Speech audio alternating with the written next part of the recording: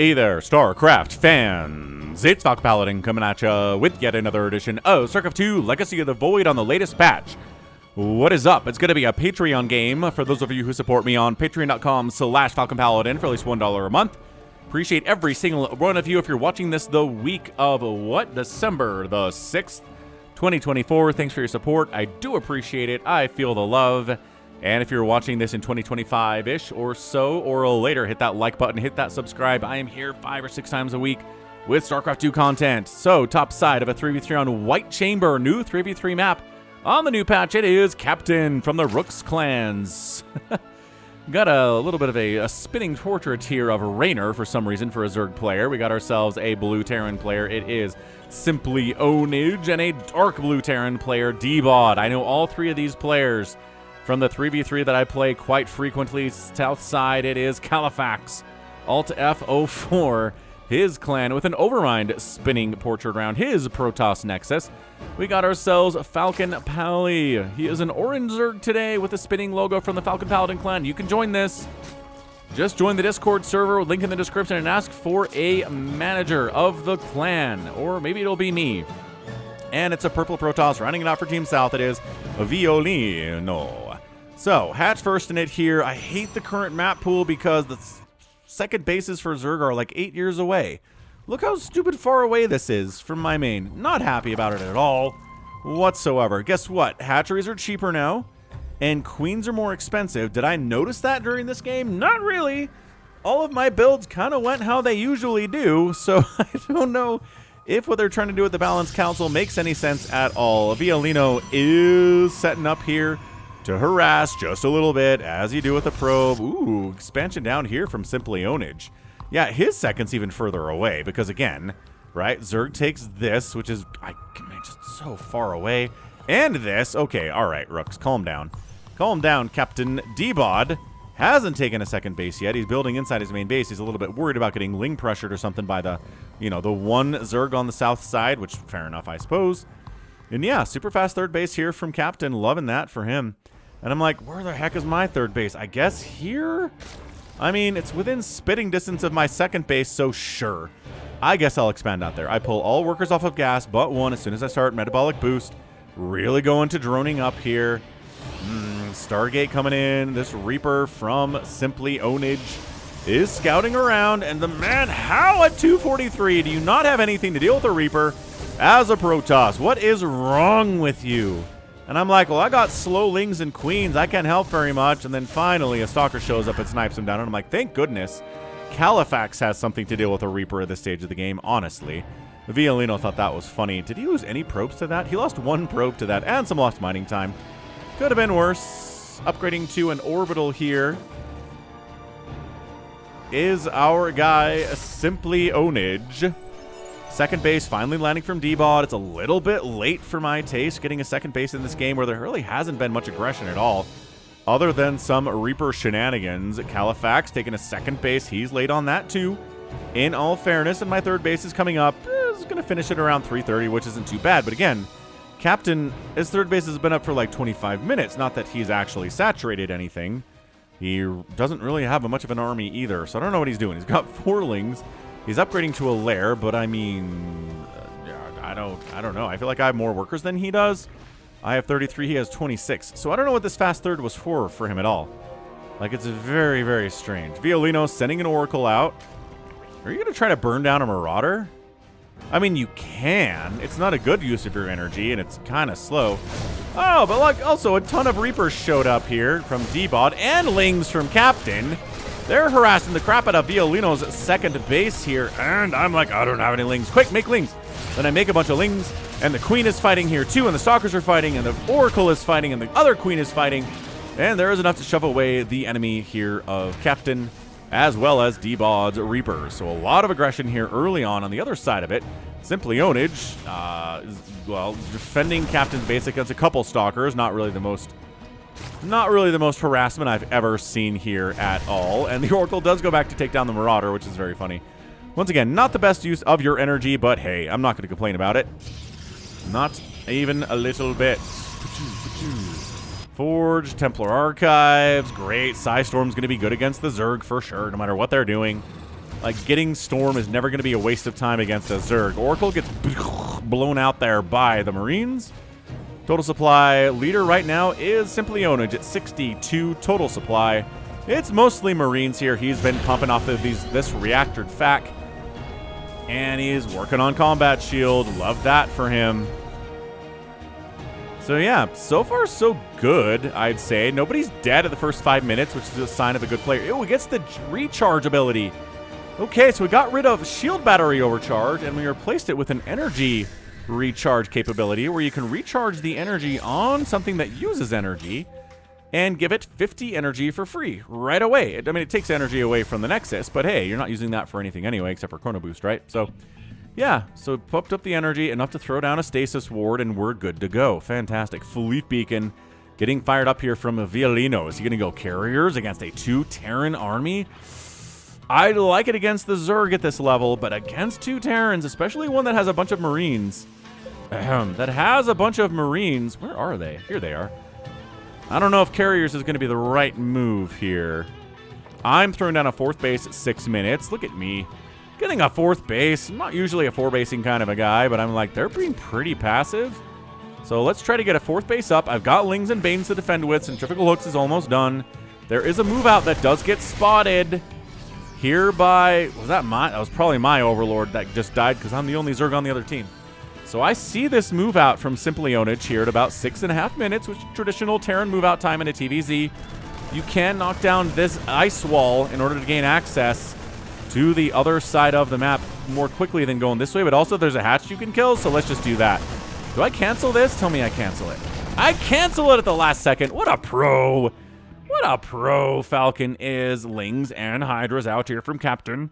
We got ourselves Widow Mines from Simply Onage. At least 1 Widow Mine. I'm not sure if he has any more than that one. There's 2. There are 2 Widow Mines out on the map. So, making a move on the right side here to try to go after Califax. He's got Archon Stalkers. Does he have charge lots yet? He does not have charge lots yet. He's working on charge. And some High Templar with Storm all ready to go. So yeah, turns out Ling Hydra, not great against Psystorm. Not going to be good. Not going to be good. So, carriers are getting fired up here from Violino, but like I said, maybe not what you want against all of these Marines that are coming in. There's an engagement, Zerg versus Zerg. I'm bringing my Lings and my Banes to get these Hydralisks. Trying to get Bane connections anywhere, especially against these Hydras. And there we go, cleaning that out pretty effectively, sending Captain packing. But also the 3rd base of Violino just got completely wiped out. His 2nd base is running fine, but 2 base carrier is not particularly strong. I'm continuing to counterattack up here. My orange Lings are fighting the red Zerglings. Banelings are exploding harmlessly on stuff. Widowmine's clearing out my Lings there too. Not the best Baneling control ever. On the follow-up though is the Protoss blinking and sniping down a siege tank. Fighting these Marines too. They're overstimmed a little bit. There is some more Psystorm available if these guys want to stop. He is storming the Hydralisks. They're not being microed particularly well. My Lings are running into a mineral line here of Simply Onage, trying to wipe out a ton of his workers at the same time. This is a chaotic 3v3. If ever there was one. Archon against Marine, pop, not so much. High Templar without any Storm, not good either, and this army does get shaken up. My Lings, what upgrades do they have right now, Falcon? 1-1, great. Adrenals getting fired up at 8 minutes, also pretty good. Running on in here. SCVs running for their lives. Couple Marines not enough against 1-1 Zerglings at this stage of the game to fight. I try to jump on these dudes, but they've got stim and they've got like 8 medevacs healing them. So that wasn't a very good choice for me whatsoever. I do kill this SCV. No, I don't get that SCV at all. Get picked out instead. So economic damage on the other side. Let's see. Violino's lost 20 probes. I've lost a drone. 2 SCVs have died from D-Bot, and Simply Onage has lost 15 SCVs to the Ling Harass for the most part. I try to get the 4th base up again. This time, I have a Queen here, though.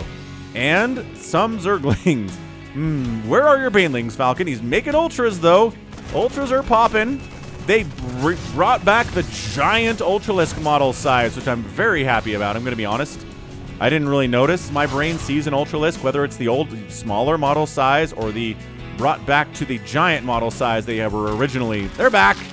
This is the Heart of the Swarm Collector's Edition skin for Ultralisks. Big fan of it.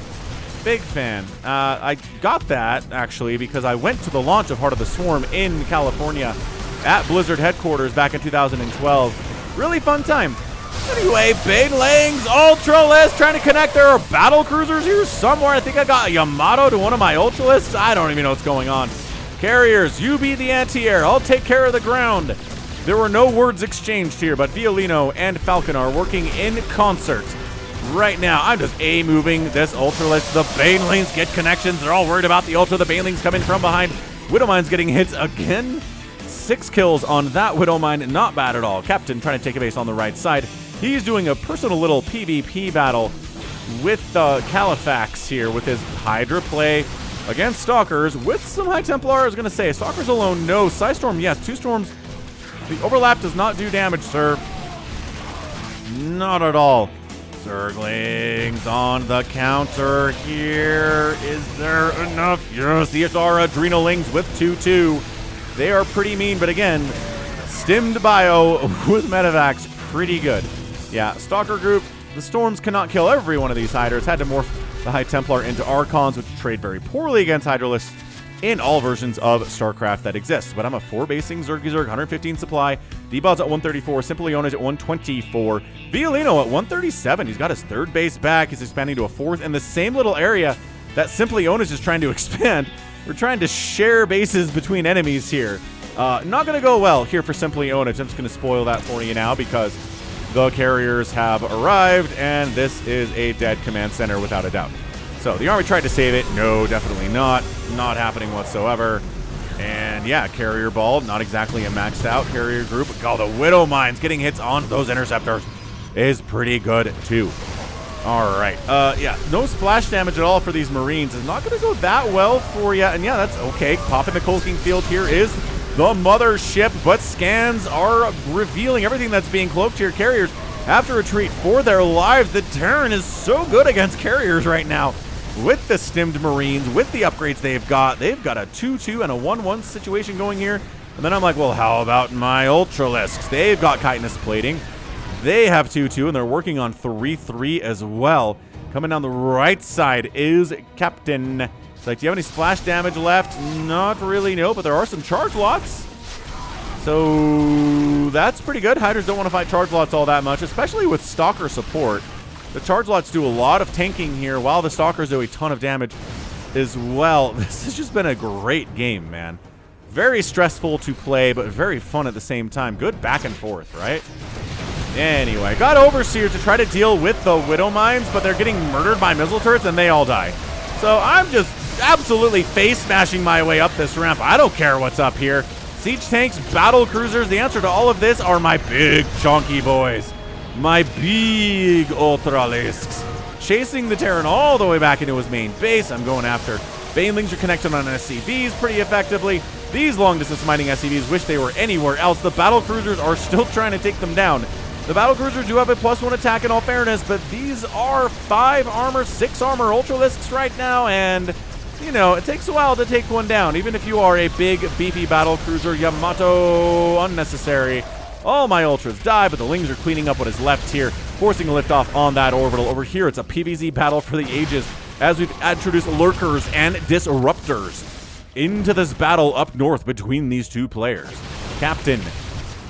No, he just lost a Disruptor. Come on, Califax. Okay, never mind. The Disruptors don't end up doing anything. I wasn't paying a lot of attention to that side of the map. As you can see, my Ultralisks keep getting murdered by these battle cruisers. Am I going to learn from this? No, I'm still making 7 Ultras at a time. Please tell me somebody's making Tempests. I have 2 Protoss teammates. The creep spread's okay. I mean, look at this. It's a ginormous map. Lings get a queen and then get eviscerated by Lurkers, as they do historically and all of the time. I'm trying to spread creep up the center here. This is where they seem to like to attack, so having some early warning in this position would be nice. This base is dead. I'm going to assume that Califax killed that. Maybe it was me. I don't know. 148 supply for me. 177 for Captain, though. He's playing well. Got a couple Lings just running willy-nilly. I'm like, these are Adrenalings. They could kill an entire mineral line by themselves. Roar. That's right, Adrenaling. You kill everything that's over here. I mean, the battlecruiser will eat you, but that's okay. Ooh, a Disruptor shot actually connected there. Killed a couple of Hydras. That's nice for Califax. I'm just out on solo missions at this point, everybody. I'm not worried about anything else. Just gonna send mass Ultralisk out. What is this, like 7? Like 10 Ultras with full upgrades? Yeah, okay. Fair enough. Sure, Widowmine's not gonna kill them all. This base is lifted off where the battle cruiser fleet shows up. Simply Onage, GG's out.